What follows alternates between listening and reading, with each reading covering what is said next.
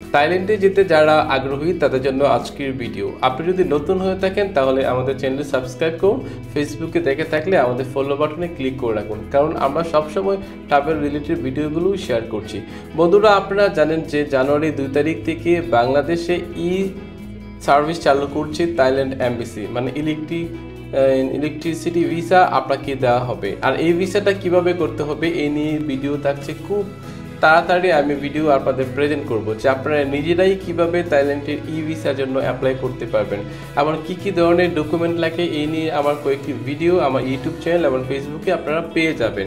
So জানুয়ারি 2 তারিখের আগে যারা থাইল্যান্ড যাওয়ার জন্য প্ল্যান করছেন তারা রেডি হয়ে থাকুন, কারণ জানুয়ারি 2 তারিখ থেকে প্রচুর পরিমাণে থাইল্যান্ডের ভিসার ইস্যু হবে এবং আপনি খুব সহজেই থাইল্যান্ডের ভিসাটি পেয়ে যাবেন কয়েকদিনের মধ্যে। সো আপনি যদি একজন জেনুইন ট্রাভেলার হয়ে থাকেন তাহলে অবশ্যই আপনার কাছে যে রিকোয়ারমেন্ট ডকুমেন্টগুলো আছে সেগুলো